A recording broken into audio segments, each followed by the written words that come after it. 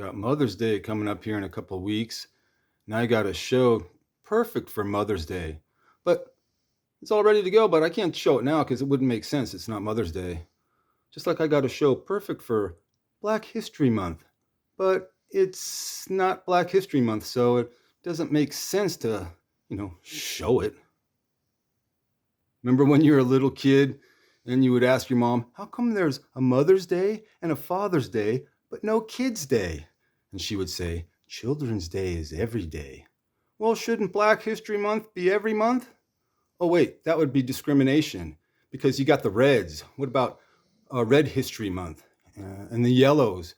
You got to have a Yellow History Month. And the whites and the browns and the various shades of brown until you run out of months. But wait, that's segregation. Oh, well, anyway, I'm just going to be a trailblazer here and I'm just going to go for it. I'm going to do this Black History Month program on a month that is not Black History. Just going to do it. Let's go. Emmett Ashford, nickname Ash, umpire, MLB debut April 11th, 1966. And you know if I tell you the exact date of a player's debut, it means he made Major League Baseball history. In this case, it's not a player, it's an umpire. First black umpire to ump a Major League Baseball game. This is 1966, opening day. 1967, he would be the first black ump to umpire an all-star game. He was assigned left field. Ash was the first black ump to ump a World Series, 1970. He wasn't behind the plate. Side note here, Oakland A's owner Charlie Finley made sure that Ash was behind the plate at the first ever Oakland A's game in 1968. Born in LA, Los Angeles, he was abandoned by his dad, but he would go on to be a high school class president at Jefferson High School in Los Angeles. Worked his way through college, graduating from Chapman University in 1941. He was a Navy veteran, serving in World War II. He would resume his job at the post office, but he would moonlight as an ump. In 1951, he was offered a full-season job umping for a minor league. He took it, quit his job, and became the first black ump in pro ball. He was given a hard time by the other umps, managers, players, fans, cops, just as you would expect at that time in the U.S. That's on top of all the signs he had to heed as he traveled across the country. One PCL manager didn't like his call one night, said Emmett cost him the game. So the next day, as that manager handed Emmett the lineup card, he said, I'm not mad at you, Emmett. It's those other two guys.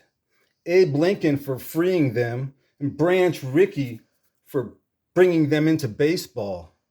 But like other trailblazers before him, he kept his head high, went about his business and the task at hand.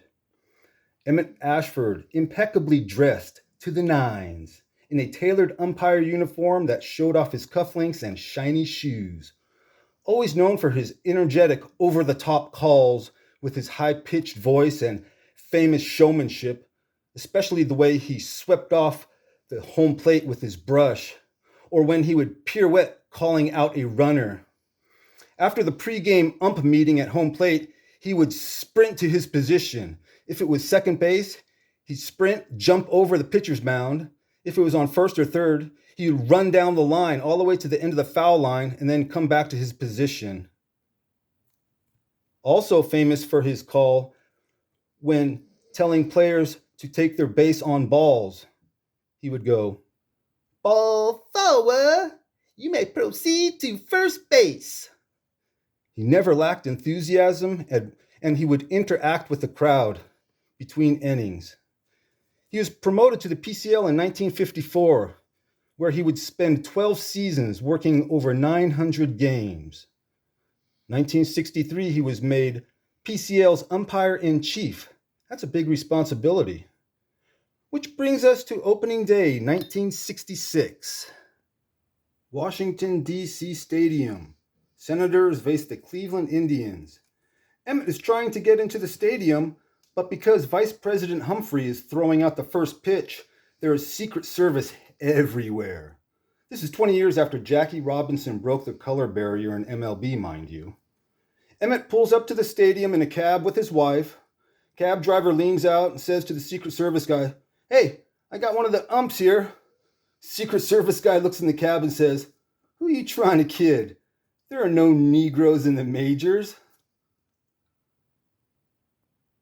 I bet if you asked that Secret Service guy back in 1966 as he's looking inside that cab, if he ever thought there would be a black president in the United States of America,